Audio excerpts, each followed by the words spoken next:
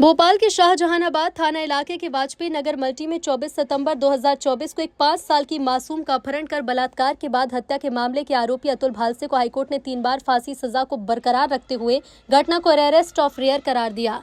इससे पहले 10 मार्च 2025 को भोपाल की पॉक्सो एक्ट की विशेष अदालत ने दोषी ठहराते हुए तिहरी फांसी की सजा सुनाई थी। आरोपी की ओर से हाईकोर्ट में सजा को चुनौती दी थी। जबलपुर हाईकोर्ट ने निचली अदालत के फैसले को बरकरार रखा। आरोपी अतुल भालसे को फांसी, बहन चंचल और मां बसंती को 2 साल की सजा दी गई। सुनवाई के दौरान जस्टिस विवेक अग्रवाल और जस्टिस रामकुमार चौबे के डिवीजन बेंच ने 2 टूक शब्दों में कहा कि आरोपी अतुल भालसे ने 5 साल की मासूम के साथ हैवानियत की हदें पार कर दी हैं। हाईकोर्ट ने इसे अरेस्ट ऑफ रेयर करार दिया। अदालत ने कहा कि आरोपी के साथ किसी किस्म की रियायत नहीं बरती जा सकती।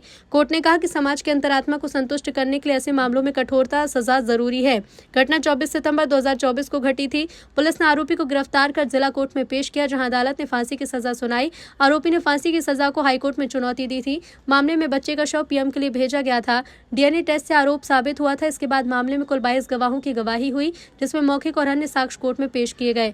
मामले में आरोपी अतुल भालसे ने पुलिस के सामने गुनाह भी कबूला, जिसमें उसने कहा कि उसने बच्चे का अपहरण कर रेप किया और उसके बाद हत्या कर दी। पूरे प्रकरण में उसकी मां और बहन ने आरोपी की मदद कर घटना को छिपाने में मदद की।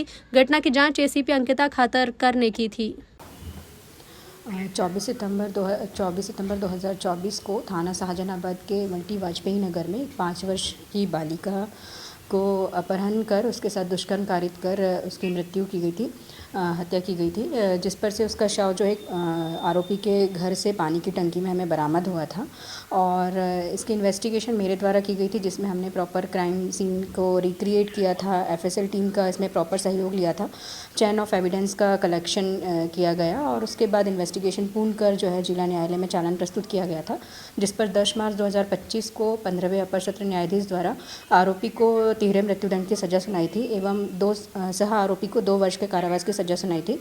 और जिसको न्यायालय के जो डिसीज़न था उसको आरोपी पक्ष द्वारा हाईकोर्ट में चुनौती दी गई थी, जिसके उपरांत कल दिनांक 22 जनवरी 2025 को उच्च न्यायालय द्वारा जिला न्यायालय के जो डिसीज़न है उसको यथावत रखते हुए इस केस को रेयरेस्ट ऑफ द रेयर माना है और जो सज़ा जिला न्यायालय ने सुनाई थी उसको यथावत रखा गया। 3 बार फांसी की सज़ा इसमें? जी, 13 मृत्युदंड की है। 3 धाराएं जो इसमें जो पॉक्सो और अन्य धाराएं इसमें लगी थी, उसमें 3 धाराओं में जो है उसको मृत्युदंड की सज़ा सुनाई है और बाकी में लाइफ इम्प्रिजनमेंट है, तो इसलिए इसको 13 मृत्युदंड कहा गया। इस फैसले हाईकोर्ट का फैसला आने के बाद क्या कहेंगे आप?